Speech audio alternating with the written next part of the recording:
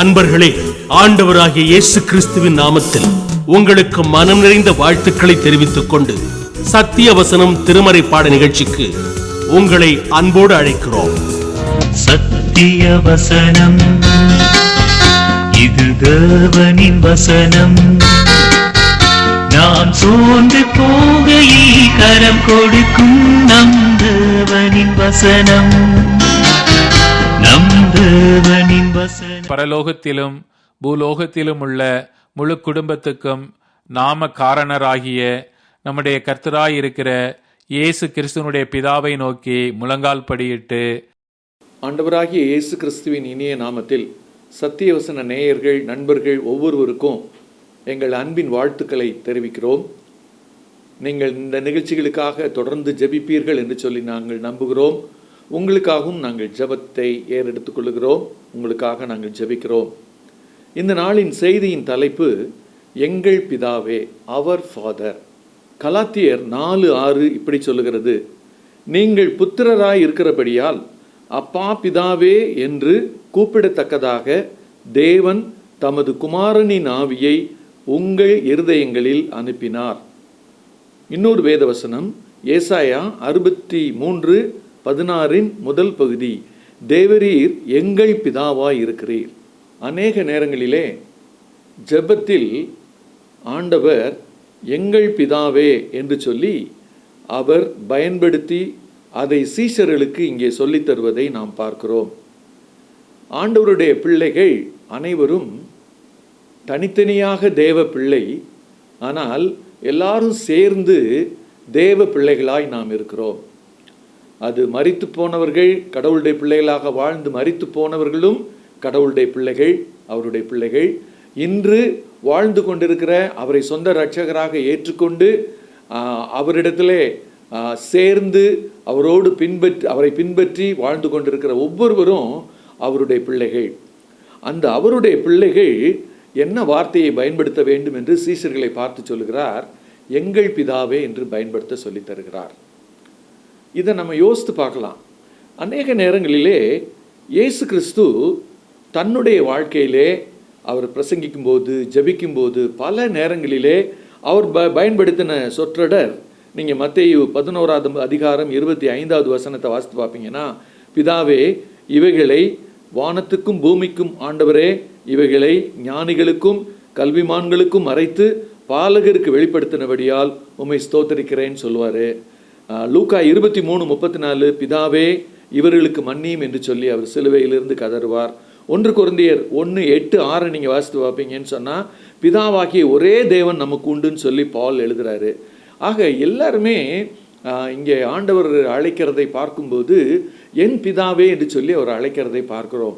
ஆனால் இந்த ஜெபத்துக்கு அவர் வரும்போது, அதாவது சீஷர்களுக்கென சொல்லிக் கொடுக்குற இந்த ஜெபத்துக்கு அவர் வரும்போது அவர் என்ன சொற்றொடரை பயன்படுத்துகிறார்? பரலோகத்தில் இருக்கிற அப்படின்னு சொல்லிட்டு எங்கள் பிதாவே என்று சொல்லி அதை பன்மையிலே அழைக்க சொல்லி அவர் நமக்கு சொல்லிக் கொடுக்கிறார். ஆச்சரியமாக இருக்கிறது. ஏனென்றால் என் பிதாவேன்னு சொல்லி அதே தான் நீங்கள் ரிப்பீட் பண்ணுங்கன்னு அவர் ஈஸியாக சொல்லி கொடுத்துருக்கலாம்.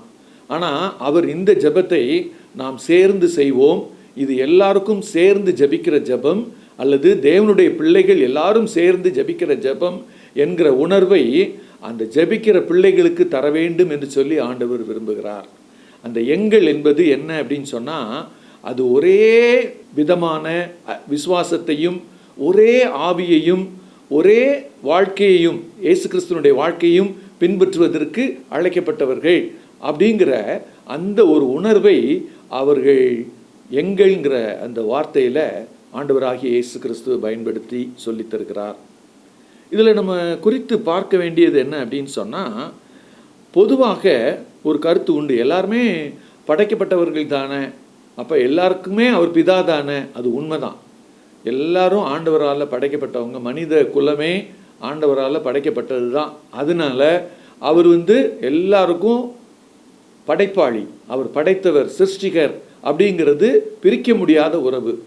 ஆனால் அதிலேயே மேலும் அந்த இழந்து போன உறவை மீண்டும் பெற்றவர்கள் இயேசு கிறிஸ்துவின் மூலமாக அவருடைய பிள்ளை என்கிற ஸ்தானத்திற்கு வந்தவர்கள், அவரை பின்பற்றுகிறதுனால அவருடைய சீஷர்களாக மாறினவர்கள், இவர்களுக்கு அவர் சொல்லி தரும்போது என்ன வார்த்தையை பயன்படுத்துகிறார்?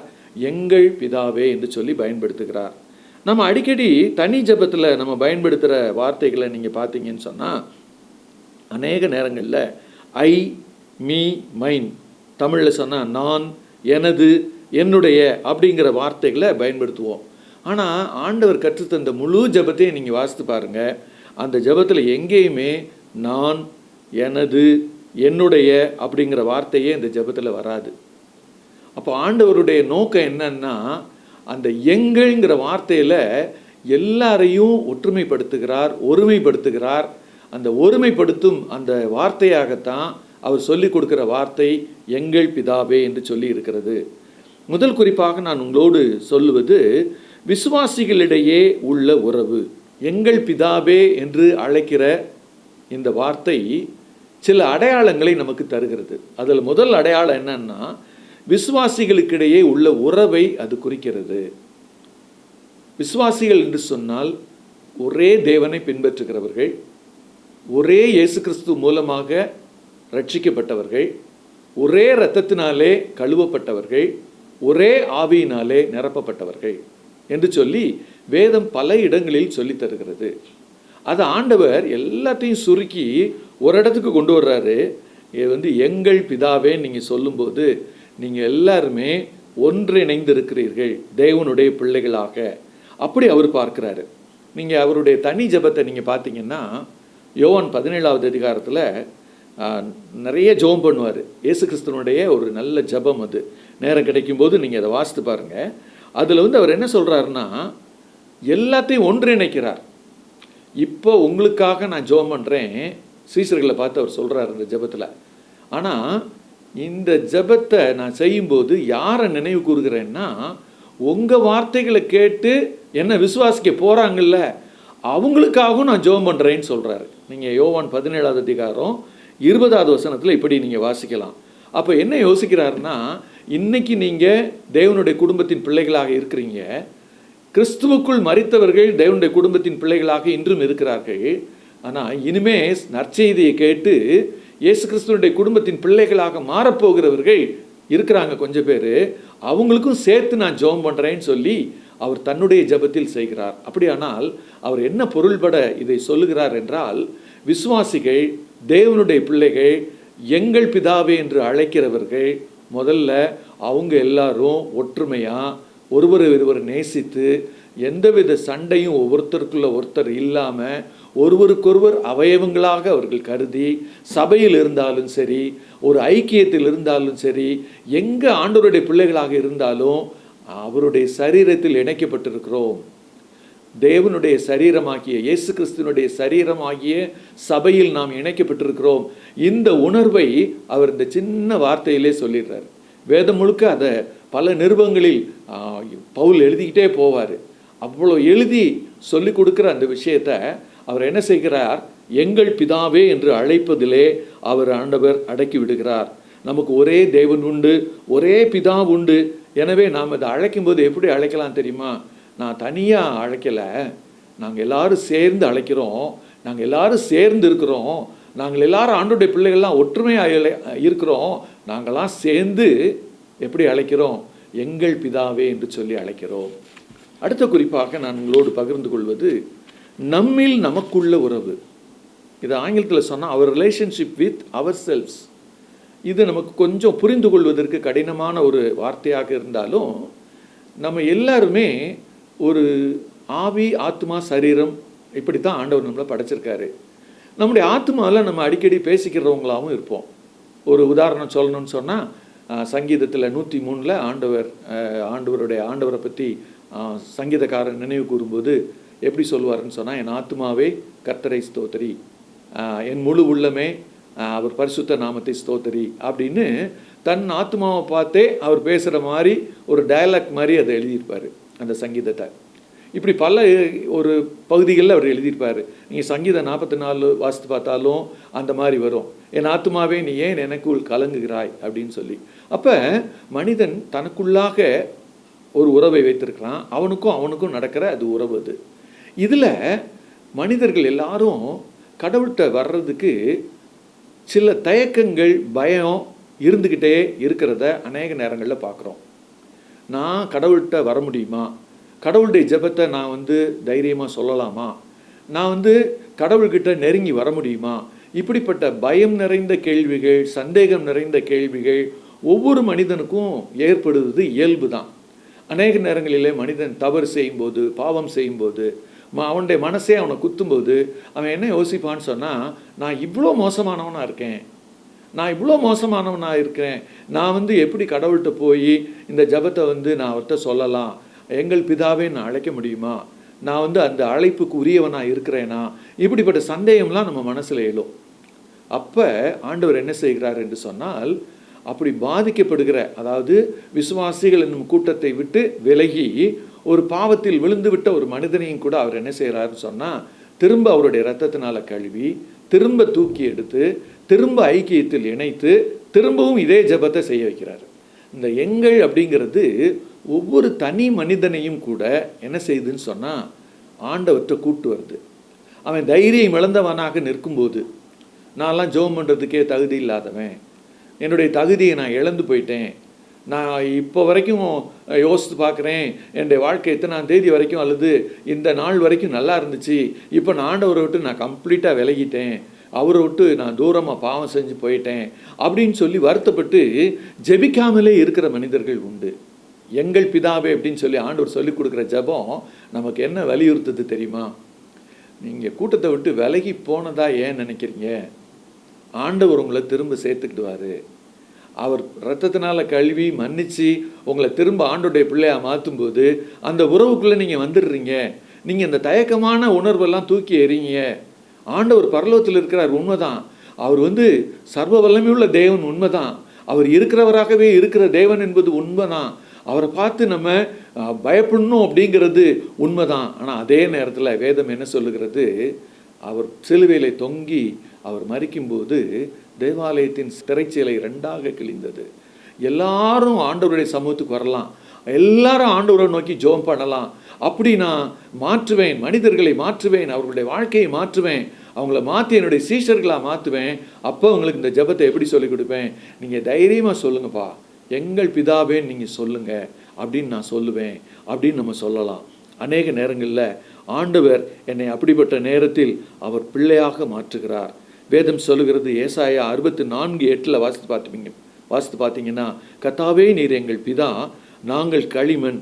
அப்போ அவர் என்ன செய்கிறாரு? நம்ம வாழ்க்கையில் தப்பு நடக்கும்போதெல்லாம் நம்மளை தூக்கி எறிஞ்சிடாம திரும்ப திரும்ப வணைகிறார். திரும்ப திரும்ப தப்பை சரிப்படுத்தி நம்மளை அவர் குடும்பத்தில் சேர்த்துக்கொள்ள நினைக்கிறார். அதே போல் 2 கொரிந்தியர் 6:18 நீங்கள் வாசித்து பார்ப்பீங்கன்னு சொன்னால், நான் உங்களை ஏற்றுக்கொண்டு உங்களுக்கு பிதாவாய் இருப்பேன், நீங்கள் எனக்கு குமாரரும் குமார்த்திகளுமாய் இருப்பீர்கள் என்று சர்வ வல்லமையுள்ள கர்த்தர் சொல்லுகிறார். நான் உங்களை ஏற்றுக்கொள்வேன் என்று சொல்லுகிறார். அதுக்கு முன்னால் நீங்கள் அந்த வசனத்தை வாசித்து பார்த்தீங்கன்னா, நீங்கள் அவர்களை விட்டு பிரிந்து வாங்க, அதாவது அவிசுவாசிகள் கூட்டத்திலே இருக்காதீங்க, நீங்கள் அந்த கூட்டத்தை விட்டு பிரிந்து என்னோட சேர்ந்து ஜெபிப்பதற்கும் என்னுடைய வசனங்களை வாசிப்பதற்கும் பின்பற்றுவதற்கும் வாங்கன்னு சொல்லி அவர் அழைப்பு கொடுக்கிறார். அந்த அழைப்பை ஏற்றுக்கொண்டவர்களை பார்த்து ஆண்டவர் சொல்வதாக இந்த வசனத்தை எழுதுகிறாரு கொரிந்தியருக்கு எழுதும்போது. ஏன்னா கொரிந்தியர் மக்கள் அநேகர் அப்படி நினைச்சாங்க. நிறைய அவங்களுக்குள்ள பிரச்சனை இருந்துச்சு, நிறைய அவங்களுக்குள்ள பாவம் திரும்ப வந்துருச்சு. ஆனால் ஆண்டவர் அவங்கள விட்டு, அந்த தப்பு செய்கிறவங்கள விட்டு நீங்கள் பிரிஞ்சு வாங்க, நான் உங்களை ரட்சிக்கிறேன், நான் உங்களை குமாரனாக மாற்றுறேன், குமார்த்தியாக மாற்றுறேன் அப்படின்னு சொல்லி அவர் கூப்பிடுறத அந்த பகுதிகளிலே நாம் வாசிக்கிறோம். அடுத்த குறிப்பாக 3வது நான் உங்களோடு பகிர்ந்து கொள்வது, தேவனில் நம்மால் ஏற்பட்ட உறவு. தேவனில் நம்மால் ஏற்பட்ட உறவு, அவர் ரிலேஷன்ஷிப் டு காட். இப்போ எங்கள் பிதாவே என்று சொல்லி ஆண்டவர் நம்மை அழைக்க சொல்வதற்கான ஒரு வலிமையான காரணம் என்ன தெரியுமா?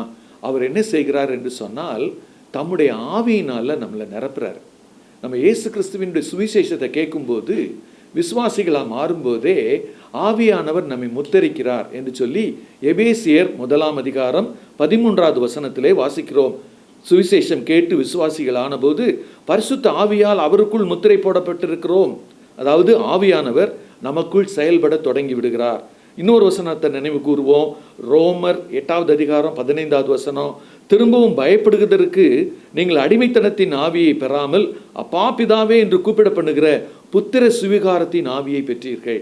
ஆண்டவர் நம்மை புத்திரராக, குமாரனாக, குமார்த்திகளாக மாற்றும்போது ஒரு புத்திர சுவிகாரத்தை அவர் செய்கிறார்.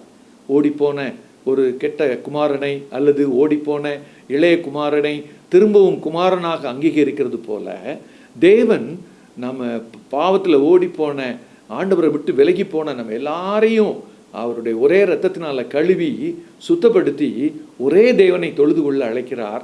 அப்படி அழைக்கும்போது தான் என்ன சொல்றாருன்னா, எங்கள் பிதாவே தைரியம் அழைங்க. ஏன்னா உங்களுக்குள்ள இருக்கிற ஆவியானவர் என்ன சொல்லுகிறார் என்று சொன்னால், நீங்க திரும்பவும் பயப்படுறதுக்கு, நான் அப்படி அழைக்க மாட்டேன், எங்கள் பிதாவே நான் அழைக்கிறதுக்கு எனக்கு தயக்கம் இருக்கு அப்படின்னு நீங்க பயப்பட வேணாம். நீங்க அடிமைத்தனத்துக்குள்ளாக நீங்க இல்லை, நீங்க விடுதலையாக்கப்பட்டு விட்டீர்கள். யோவான் 8வது அதிகாரம் சொல்லுகிறது போல, 32, 34வது அதிகாரம் சொல்லுகிறது போல, குமாரன் உங்களை விடுதலையாக்கினால் நீங்கள் மெய்யாகவே விடுதலையாவீர்கள், சத்தியத்தை அறிவீர்கள், சத்தியம் உங்களை விடுதலையாக்கும். இப்படிப்பட்ட அந்த விடுதலையின் அனுபவத்தை நம்ம பெற்றிருக்கிறோம். ஆவியானவர் அதை உணர்த்தி கொண்டே இருக்கிறார். அப்போ நம்ம என்ன சொல்லலாம்னு சொன்னால், எனக்கும் அவருக்கும் உறவு ஸ்ட்ராங்காக இருக்குது, தேவனில் என் உறவு உறுதியாக இருக்கிறது. அதனால் நான் எதை பற்றியும் நான் யோசிக்காமல், எதை பற்றியும் தயங்காமல் நான் ஆண்டவரை பார்த்து என்ன சொல்லலாம்னா, எங்கள் பிதாவே என்று சொல்லி நான் தைரியமாக அவரை கூப்பிடலாம், தைரியமாக கிருபாசன தண்டை நான் வரலாம், தைரியமாக அவரை நோக்கி ஜெபிக்க முன் வரலாம். இதை இந்த பகுதி நமக்கு கற்றுத்தருகிறது. இறுதியாக ஒரு குறிப்பை நான் உங்களோடு பகிர்ந்து கொள்ள விரும்புகிறேன். நாம் பார்க்காத உலகமும் நாம் பார்க்காத தேவ பிள்ளைகளின் உறவும். அநேக நேரங்களிலே நாம் பார்க்கிறவர்களை பற்றி நமக்கு சொல்ல அவசியம் இல்லை, தெரியும் நமக்கு. நம்ம பார்க்காதவர்கள் என்று ஒரு குரூப் இருக்கிறாங்க. ஏன் இந்த ஒரு குரூப் உருவானாங்க அப்படின்னு சொன்னால், இயேசு கிறிஸ்து வந்து 2000 ஆண்டுக்கு மேலே ஆகுது. இந்த 2000 ஆண்டு பிறகு ரட்சிக்கப்பட்டவர்கள் என்கிற கூட்டம் ஒன்று இருந்தது. அந்த கூட்டம் 2000 ஆண்டுகளாகவே என்ன செய்து, அப்படியே இயேசு கிறிஸ்து வந்ததிலிருந்து இருந்துக்கிட்டே இருக்கு. ஆனால் அந்த கூட்டம் விசுவாசிகளாகன அவர்கள் எல்லாருமே மரித்து போய்விட்டார்கள். அவங்க எல்லாரும் எங்கே இருக்கிறாங்கன்னு சொன்னால், பரதேசுங்கிற இடத்துல, தேவனுடைய இடத்துல, ஆபிரகாமின் மடியிலே அவர்கள் கொண்டு போய் விடப்பட்டவர்களாக அங்கே இருக்கிறார்கள். நீங்கள் லூக்கா 16வது அதிகாரத்திலே வாசிக்கலாம் இதை. அங்கே அவர்கள் இருக்கிறார்கள். அவர்களுடைய முகம் நமக்கு தெரியாது. ஒருவேளை சத்திய வேதம் சீசர்களை பற்றி சொல்லுகிறது, ஆண்டவருடைய பிள்ளைகளை பற்றி சொல்லுகிறது புதிய ஏற்பாட்டில். அவங்களுடைய பெயரெல்லாம் ஜீவ புஸ்தகத்தில் எழுதப்பட்டிருக்குதுன்னு சொல்லுது. அவங்க எல்லாரும் மரித்து போனார்கள். ஏன் இப்போ வரைக்கும் கூட ஆண்டவருடைய பிள்ளைகளாக வாழ்ந்து மரித்து போன பரிசுத்தவான்கள் எல்லாருமே அங்கே இருக்கிறாங்க. ஏன் அப்போ அவங்கள பற்றி இந்த கடைசி குறிப்பில் சொல்கிறேன் அப்படின்னு சொன்னால், ஆண்டவர் சொல்லுகிறார், அவர்களையும் நம்மையும் இணைத்து ஒரே பிதா என்று அவர் சொல்லுகிறார். பவுல் எபேசியருக்கு எழுதின நிருபத்தில் 3வது அதிகாரத்தில் 14வது வசனத்திலையும் 15வது வசனத்திலையும் இதை எழுதுகிறார். அநேகர் இந்த வசனங்களை வாசித்திருப்போம், ஆனால் இதை கவனித்து வாசித்திருக்கிறோமா என்று தெரியல. நீங்கள் ஒரு தடவை நான் உங்களுக்காக வாசிக்கிறேன். பரலோகத்திலும் பூலோகத்திலும் உள்ள முழு குடும்பத்திற்கும் நாமகாரணராகிய நம்முடைய கர்த்தராய் இருக்கிற இயேசு கிறிஸ்துவின் பிதாவானவரை நோக்கி முழங்கால் படியிட்டு அப்படின்னு பவுல் தன்னுடைய ஜெபத்தை ஆரம்பிக்கிறாரு. அவர் சொல்கிற வார்த்தைகளில் இந்த முழு குடும்பத்துக்கும், பரலோகத்தில் உள்ள முழு குடும்பத்திற்கும் அப்படின்னு சொல்லுகிற வார்த்தையின் பொருள் என்ன அப்படின்னு சொன்னால், நமக்கு முன்னால் போன கர்த்தருடைய பிள்ளைகள் எங்கே இருக்கிறாங்கன்னா, அங்கே பரதேசில் இருக்காங்க. அவங்க பரலோகத்துக்குரியவர்கள், நமக்காக வெயிட் பண்ணிட்டு இருக்கிறாங்க. இயேசு கிறிஸ்து 2வது வருகையில் 1 தெசலோனிக்கேயர் 5வது அதிகாரத்தில் வாசிக்கிறது போல அவர் வரும்போது நாம் உயிரோடு இருக்கிற நாம, ரட்சிக்கப்பட்ட நாம் எல்லாரும் அவருக்கு எதிர்கொண்டு போவோம். மரித்தவர்களும் உயிரோடு எழுந்திருப்பார்கள் என்று சொல்லி வேதம் சொல்லுகிறது. அப்போ என்ன சொல்லுகிறது என்று சொன்னால், ஏற்கனவே இருந்த அந்த குடும்பத்தின் பிள்ளைகள் அங்கே இருக்கிறார்கள், நாம் இங்கே இருக்கிறோம். இயேசு கிறிஸ்துவனுடைய வருகை இந்த 2 குரூப்பையும் ஒன்றா இணைக்குது. யாரை?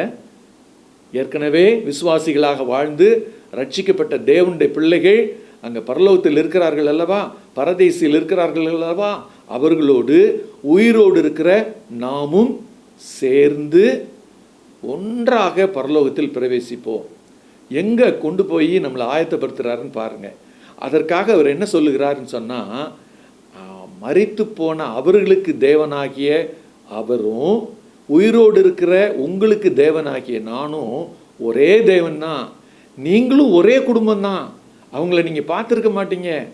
இதை எங்கே கூட பொருத்தி பார்க்கலாம் தெரியுமா? நம்ம இந்தியாவில் நிறைய ஸ்டேட் இருக்குது. ஒவ்வொரு மாநிலத்திலையும் ஒவ்வொரு மொழி பேசுகிறாங்க. அவங்க எல்லாரையும் நம்ம பார்த்ததில்ல. அங்கே விசுவாசிகள் இருக்காங்க. ஒவ்வொரு மாநிலத்திலும் விசுவாசிகள் இருக்கிறாங்க. ஒவ்வொரு மொழி பேசுகிறவங்க மத்தியிலையும் விசுவாசிகள் இருக்காங்க. அவங்க தேவனை இன்றும் ஆராதித்து கொண்டிருக்கிறார்கள். நாம் இங்கே ஆராதிச்சுக்கிட்டு இருக்கோம்.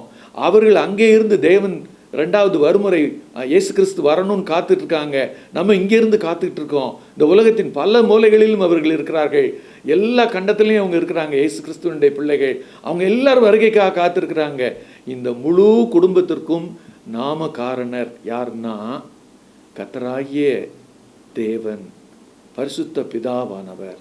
இதை நம்ம உணர்ந்து நம்ம எப்படி வாழ ஆரம்பிக்கணும் தெரியுமா? நம்ம மட்டும் தனியாக இல்லை. கர்த்தருடைய பிள்ளைங்க, மொழியறியாத கர்த்தருடைய பிள்ளைங்க, முகமறியாத கர்த்தருடைய பிள்ளைங்க, நாம் பார்த்திராத கர்த்தருடைய பிள்ளைங்க இந்த உலகெங்கிலும் வாழ்கிறார்கள். அவர்களும் ஏற்கனவே தேவனுடைய ரட்சிப்பை பெற்று மரித்து போனவர்களும் ஒன்று. அவர்கள் எல்லாரும் ஒரே கூட்டம்தான். அவர்கள் எல்லாரும் பரலோகவாசிகள் தான். அவங்க எல்லாரும் இங்கே இருக்கிறாங்க, நம்ம இங்கே இருக்கோம், அவங்க அங்கே இருக்கிறாங்க. ஆனால் ஒன்றுபடுத்துகிறார், எங்கள் பிதாவே என்று சொல்லி.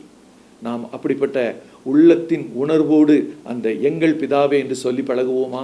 அந்த உணர்வை ஆண்டவர் தர நாம் கண்களை மூடி நாம் ஜெபிப்போம். ஆண்டவரே, இந்த வார்த்தையிலே நாங்கள் கற்றுக்கொண்ட, இந்த பதத்திலே கற்றுக்கொண்ட அந்த உண்மையான உணர்வுக்காக நன்றி செலுத்துகிறோம். ஒருவேளை நாங்கள் இதை வேகமாக சொல்லிட்டு போகிறோம். ஆண்டவரே, எங்கள் பிதாவே என்பதை நாங்கள் கொஞ்சம் கூட ஆண்டவரே ஒரு கேப் விடாமல் வேகமாக சொல்லிட்டு போயிடுறோம் ஆண்டவரே. ஆனால் அந்த கற்றுத்தந்த ஜெபத்தை நாங்கள் உட்கார்ந்து தியானித்து பார்க்கும்போது, ஆண்டவரே, இந்த கற்றுத்தந்த ஜெபத்தில் நீங்கள் எவ்வளோ பொக்கிஷங்களை வைத்திருக்கிறீங்க சுவாமி. எவ்வளவோ ஆழமான பொருள், the deep meaning in the prayer அப்படி நீங்கள் வச்சுருக்கீங்க ஆண்டவரே. அதை நாங்கள் கற்றுக்கொள்ள ஆவியானவர் எங்களுக்கு உதவி செய்யும்.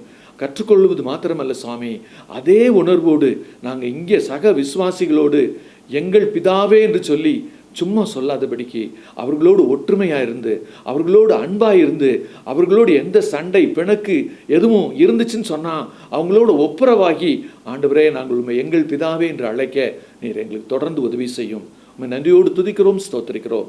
ரட்சகர் இயேசு கிறிஸ்துவின் இனிய நாமத்தில் ஜெபத்தை ஏறெடுக்கிறோம் எங்கள் ஜீவனுள்ள நல்ல பரம தகப்பனே.